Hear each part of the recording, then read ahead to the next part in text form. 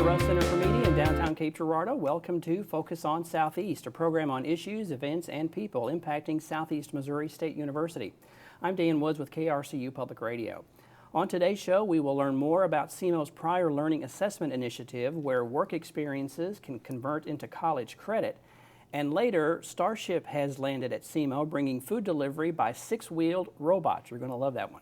Our first guest today is Dr. Richard Flotron. He is the new head of the Department of Public Safety here at Southeast. Dr. Flotron, Rich, welcome to the program. Thank you so much for having me. And welcome to Southeast. Yes, thank you. So tell us about your background as we get started here. So I graduated from SEMO in '97, and I was a psychology and criminal justice major way back then. Graduated from here, went to work for immigration, which used to be INS. Yeah. I was in Detroit, Michigan, which is now ICE. They call it ICE. Okay. So that was pre 9/11. So that was before they switched everything over. After that, I went to work for Jefferson County Sheriff's Department and worked there for a number of years. I did everything except work in the jail. I didn't work narcotics. I did investigations, worked the road, worked special operations, things like that. Finished my master's degree and wound up going to work for Mineral College, and I was the training coordinator for the Law Enforcement Academy for a number of years, and then I became the director of the Law Enforcement Academy and eventually the DPS director at MAC as well. I left there after 22 years. 22 years, wow. Yes, sir. So where's home? Home is, I'm from Festus. Okay. So I currently live in St. Louis before I make the move. Okay. So yeah, so every day I'm driving. I'm trying to stay down here a few days a week, just to kind of be on campus and close to campus. Okay.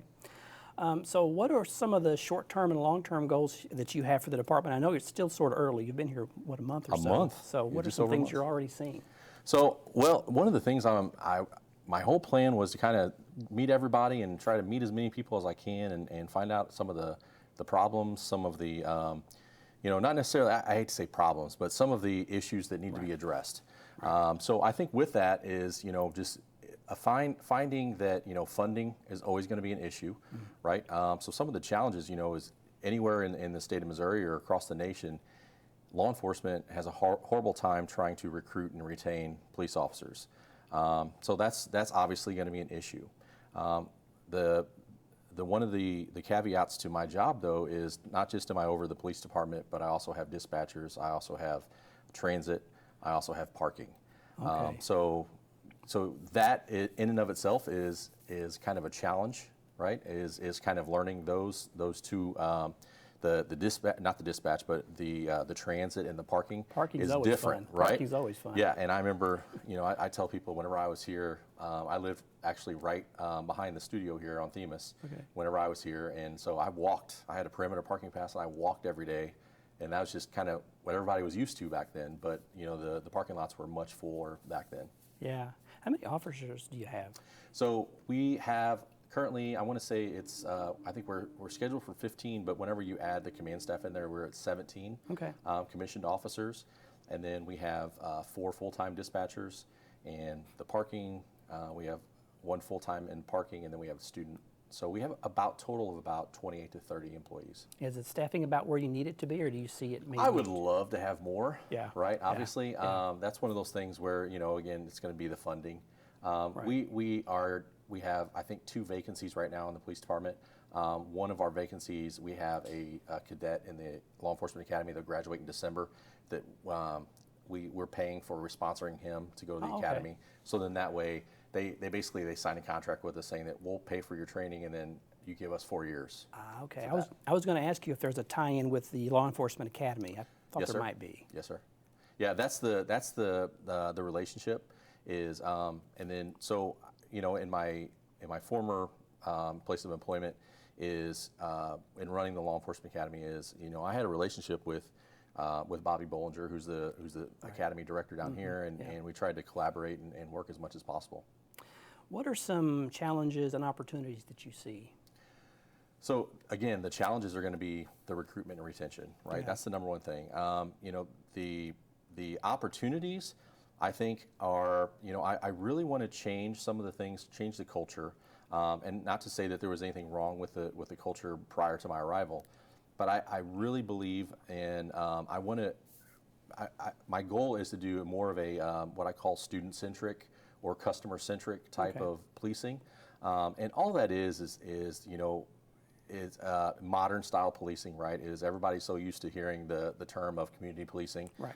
and it's kind of you know, an offshoot of that. But I just really believe in kind of meeting people where they are, and you know, helping them solve problems before they ever become a problem. So being preventative in our thing, and so I'm big on building personal relationships. So I haven't turned down one meeting yet. You know, opportunity to get to talk to you know, to your program, or to, you know, I just got, right before I came here, I just accepted a meeting to go talk to the faculty senate.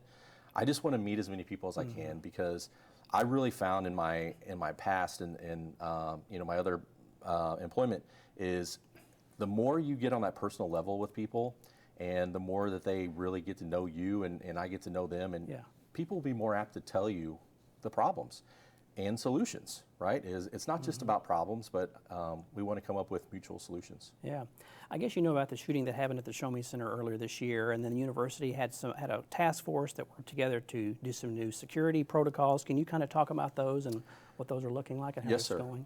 So we just met with Dr. Vargas this past week, and Jeff Kreitz, who's our emergency operations manager, he is kind of been tasked with doing the new security procedures.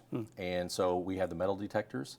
So our plan is to have metal detectors at every major event, and they're going to be kind of deployed at every sporting event, every play at the River campus or concert, Show Me Center. So with those is we have to staff an officer at least at each one of those. Are they portable? Do they move around, or they stay? No, they move. Okay. Yes, and we receive, I want to say, about a total of 8 of them, and they're 2 standards. Okay. So basically, they're about 25 pounds, so they're very portable. Oh, wow. So we can just, you know, kind of throw them in the back of one of our vehicles and transport them. You know, the first time that they used them is the soccer game a couple weeks ago. Okay. And everybody's like, oh my gosh, it's going to back up, you know, the attendees, but it didn't. It went faster than the people selling tickets, so it was good. That's good. So more to come on that, and I want to thank you for your time and for joining us today. And again, welcome to the university, and hopefully we'll talk again soon. Yes, looking forward to it. Thank you so much. All right, well, we're going to take a break, and we'll be right back, and we'll be joined by Chelsea McNeely.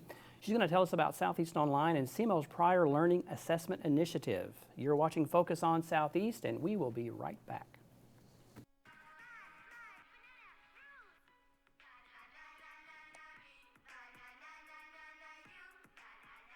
Losing the fear of looking foolish comes with age. Who did you steal them from? Losing your way in your own home doesn't. Confusion with time and place may be a sign of Alzheimer's. Mom, are you okay? Yeah, I'm fine. Early detection gives you and your loved one time to plan for the future. Learn the warning signs of Alzheimer's.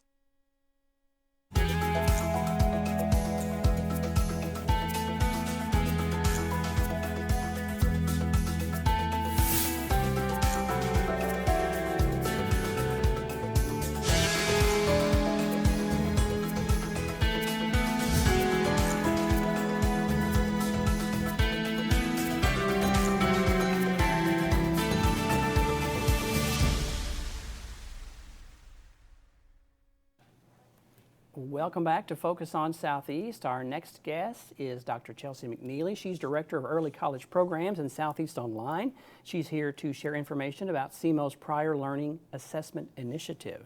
Hey, Chelsea. Hi. How are you? I'm doing well. Good Thank you for having me. Good to have you here.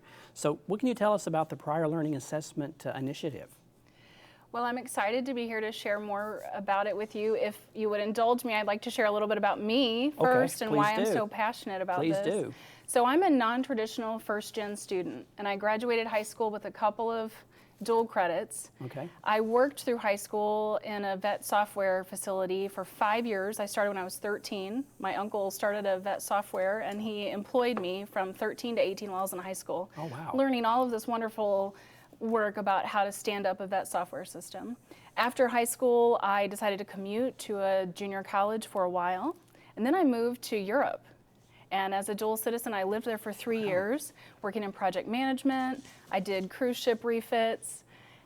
for 3 years, and then I decided I was ready to come home and start my college education. Okay. In earnest. So I graduated from SEMO, eventually got a doctorate from Maryville, but had a really non-traditional path and brought with me a lot of experience before I even really started focusing on my bachelor's degree from my time in vet software and working abroad.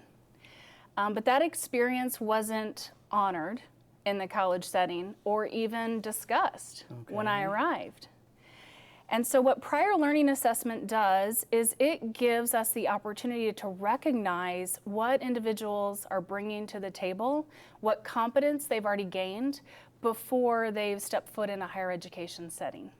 So any kind of experience you've had, it can be converted into college credits. That has to be a pretty complicated, or is it a complicated process? It's certainly complicated, and I want to be careful when we talk about experience. Experience often leads to competence, but really what we're trying to do is show that someone's competent in a certain area, and specifically in those areas that our courses require. So if there are certain learning outcomes in our courses, we want students to be able to show that they have competence with those objectives, and we align that to our coursework. Could I give you some examples? Yeah, please do, yeah. Sure. So let's say, for example, you have a license in real estate or insurance. Our faculty over in the finance area have reviewed what's required to get those certifications, and they've aligned that to several of our courses in finance. So if a student has that background, when they start a degree at the university, they can earn credit for these classes in finance with their license in insurance or real estate. We do something similar in our child and family studies area. So our individuals who are working in child care, if they have a CDA certificate or if they have numerous years of experience working and managing a facility that has trained them to achieve certain objectives that align with our courses in child and family studies, we can honor that and give them credit for those courses so that they don't have to basically repeat what they already know. Yeah. As you can imagine, this saves them time and money. I'm sure they're excited when you tell them that this can work out that way. Yes, they are, and it's always really fun to get to tell students that they're going to get a PLA award like this. You know, we partnered with the Council for Adult and Experiential Learning. They're a national organization, CALE, and they help institutions grapple with how to institutionalize and operationalize PLA. But they've also done a lot of research in the space, and they found that students who earn PLA are 2.5 times more likely to graduate than if we don't give them PLA. And I should clarify, that's adult students, so over the age of 25. And beyond that, they actually take 10 more credit hours at the institution they're enrolled at than students who don't earn PLA. So one of the concerns always at institutions when they're awarding PLA is, well, we're giving this away for free. How are we going to, you know, make money or survive? And actually, it turns out students persist with us, and they're more likely to graduate, so they end up taking more credits with us. What percentage of students at Southeast would you say are in this program or have PLA credits, I guess? Yeah, that's a great question. So could we dive in a little bit to the different types of PLA that exist? So I've mentioned a couple of different certifications, but we also honor military experience and the work that's happened with military work. So if you have a background in military, you can have your military transcript submitted to us and we can convert that to credit. Of course, CLEP exams, that's also bundled into this idea of prior learning assessment. So if you've got prior knowledge and you can demonstrate through CLEP that you can pass the exam that aligns with certain coursework, then you can achieve credits that way. So there are many different ways in which you can show competence and earn PLA. The area that's really seen the most emphasis in the last several years is developing out that portfolio system where we're allowing students to share their resume, their certificates that we then align to courses on campus. And there have been about 80 students over the last several years that have been able to access that. So you're also in charge of Southeast Online. Yes. How do the two work together, or do they? Or is it two separate programs? Is there some crossover there? Yes, so there isn't really an office of PLA on our campus. We have a decentralized system for PLA right now because we're obviously working with testing services, Office of Military and Veteran Services, all of these different areas that play a role in promoting some form of PLA. But I found a draw to PLA because many of our adult learners are studying online and many of them are coming to us with prior experiences.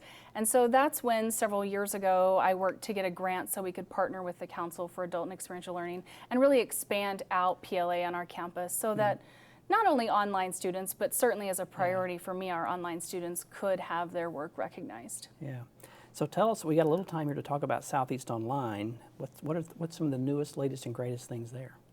It's a great question. It's ever changing. I bet.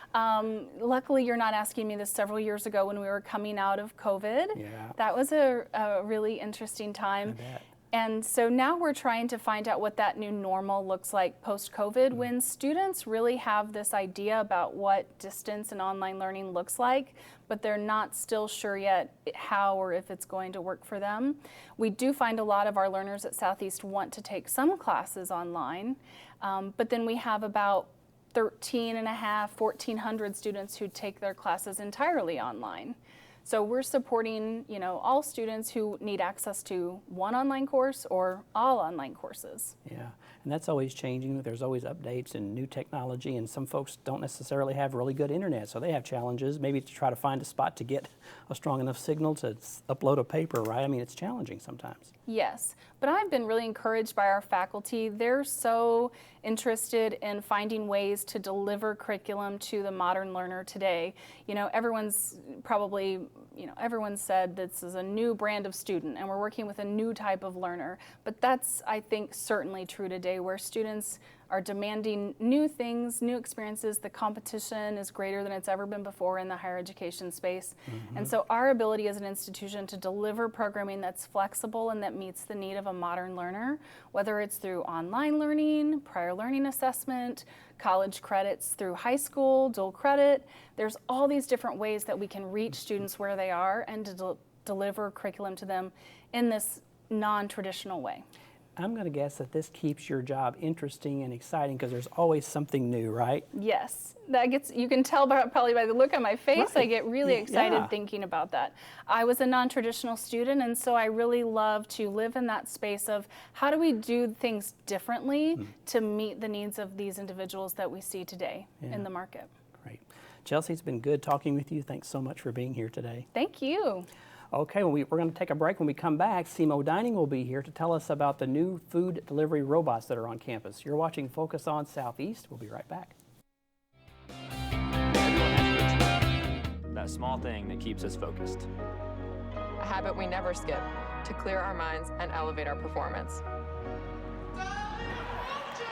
But what do you do to keep your head in the game, to drown out that self-doubt and support your mental health? Because being your best isn't just about taking care of your body.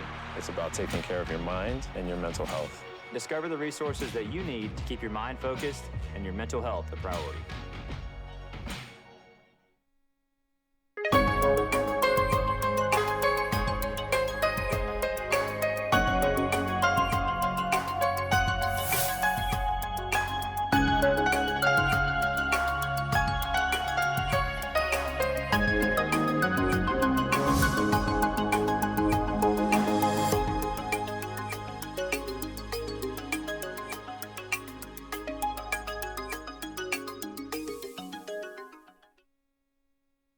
Welcome back to Focus on Southeast. The start of the semester at the university introduced many new freshmen to campus, and they were joined by a fleet of food delivery robots. I'm joined now by Alicia Tyser. She's the Director of Marketing and Student Engagement, and Matt Ludwig is the Resident District Manager, both with SEMO Dining. Hey there. Hello. Good to have you both here. We're going to talk about these robots. How did this even come to be, Alicia, that we have these cool little devices on our campus? Well, so SEMO Dining is constantly listening to our students and really understanding where they are and how we can make dining the best that it can possibly be on our campus. So we look for new ways to increase the technology for our students. And so understanding our students have a million things going on every single day and finding an opportunity to meet them where they are. So with Starship, our students download the Starship app, they drop a pin of where they are at on campus, and then the robot will come to them.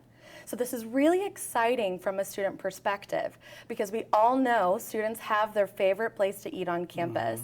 So they can use their flex dollars with their meal plan to have the robot bring them favorites like Create Chopped and Wrapped and Red Hawk's Market, Starbucks, Panda Express, Rowdy's, all conveniently on that Starship app, which will bring the robot right to them. So Matt, you and I talked before the show that, so you know, on the TV, like we're doing, I think during the news, they'll show a shot of the university. And so now when that's on after the newscast, you purposely now look to see Yes. if there's a robot, right? Yeah, and I've yet to see one, but yeah, I'm always watching to see that robot go by. So. How many robots are there? There are currently 10 that are part of our fleet. We're hopeful that as the demand picks up, we'll be able to add some more robots to our fleet. So what we have is not a set number. If demand goes up, we are able to bring more robots onto the fleet. But we do currently have 10 robots. We also do have a student who's working with Starship to help maintain those robots. So I think that's a nice kind of added benefit to the plan that a student's getting some on-the-job learning, and she's a robotics major over at the Polytech building. That's perfect.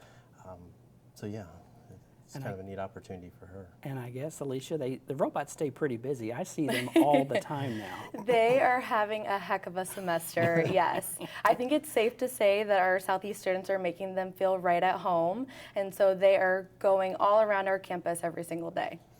I've heard that the delivery, I mean, there were probably expectations, at least the first couple of weeks, of there would be this many, but I think we blew past expectations, right, from what I've heard. Is that fair to say? Yeah, my goal was to get to 100 deliveries a day. Then the first week we had gotten to 82. There you go. As Alicia mentioned, they've been quite overworked. Obviously, SEMO's a little bit of a hilly campus. So that first week we did have some robots where the batteries were getting a little overheated. So there were days that we weren't at a full, 10 robot fleet, which affected some of our deliveries. Okay. So yeah, they have definitely exceeded expectations. Again, we almost hit our goal in the first week. So looking to reassess what the goal should be. We've got some video. We're going to roll it here shortly. So one of our folks in our office ordered something from Starbucks the first day, actually. I think Sarah did on the first day. So we watched and we videoed to watch it come to the station. It was really cool, and it's interesting to watch how they navigate. And I understand that they get updated every night. So if something changes on campus, maybe they're doing sidewalk repair, they can be adjusted, right? Yeah, so we had a technician come out and map our campus, but of course there are going to be some obstacles that pop up. So we can keep in track and in line with the sidewalk that may spontaneously need to get something done to it. Right. So our robots are quite smart. Whenever you ordered, did you have it play the SEMO fight song? Did it play the fight song? I don't think it did that. Now, we've heard that it does do that. Is that a random setting, or does it have to be by how to get a delivery it sets off the fight song? So anyone ordering on the Southeast Missouri State campus can select the SEMO fight song to play. Oh, you can, okay. Yeah. Do they, this is just a random question for me, do the robots each have their own name, like Zippy and Speedy, and or not? Are they named? Could they be named? They do not have a specific name, but it's so perfect that you mentioned that. Our students are going to help us name our fleet. Yay. So going on the SEMO Southeast Missouri State social page, as well as our SEMO dining page, you can vote for your favorite name, and then the most popular name will be the name of the Southeast Missouri State Starship Fleet. So the fleet will have a name. Yes. That's pretty exciting. So response has been good. I hear people that they say the robots bring joy. What are you hearing from people? I've heard nothing but positive feedback. I mean, we've had a few instances where the robots got there, maybe their drink has spilled or something, but of course we'll credit the customer for that and make that right. But not in a way that they're, they're aggravated or irritated about it. But we've got a lot of positive feedback about the robots. I think, Alicia and I were talking over some of the naming of the fleets that we've already seen. So. There's definitely an interest in them from the students. There's a lot of participation in trying to name the robots. So, yeah, lots of good feedback on the robots so far. And I understand it. So if for some reason it hits a bump and tips over, and if somebody comes up and helps, it actually acknowledges that help, right? It does. So if you find a robot tipped over, you set it upright, it will thank you. And then it will go on about its day. It always finds its way back home, so. And if it gets stuck, they can control them remotely too, right, Matt? I think you told me that. Yeah, they can control them remotely. They're headquartered out of San Francisco, but obviously the robots are, they've got cameras on them, they've got sensors on them, so if they alert back to their offices that they're having trouble crossing a street, or maybe there's something blocking them that wasn't originally mapped on campus when they did the mapping of campus, somebody can come in real time and remote in and control the robot to make sure it gets around whatever obstacle it's seeing. And there's, I want to forget the number here, but there's a bunch of campuses, 50 campuses I think have them maybe. I saw some number. So we're not the only, but of course it's new to us, so it's unique. And the units, they're pretty sophisticated. 12 cameras I think on them and all kinds of sensors. And for those of us who have watched them in action, they'll go up to a place, and if they see a vehicle or a pedestrian, they will wait, and there's a certain time limit that counts down, 30 seconds, and then they reevaluate. The sophistication is pretty impressive. It is, and as you mentioned earlier, I mean, they're always updating the robots, so that technology is constantly changing, and it's getting better, and that's in advancing that technology. So, but yeah, they're very intelligent little robots. And we got just a few seconds here, but we can't overemphasize the joy that people are just tickled to see them, right? Yeah, they're very joyful. I think that whenever you're sharing the sidewalk with one of our robots, they are just fun. Yeah. So they'll go about their way. That's awesome. Well, thank you both for being here and telling us all about the robots. It's really exciting stuff. Absolutely. Our pleasure. Appreciate the invitation. All right. Focus on Southeast is a collaboration of KRCU Public Radio and the Department of Mass Media here at Southeast Missouri State University. Just a reminder that portions of these conversations will be broadcast on KRCU and will also be available online at krcu.org and on the station's YouTube channel. From the Russ Center for Media, I'm Dan Woods. Thanks so much for watching. Be sure to tune in next time when we focus on Southeast.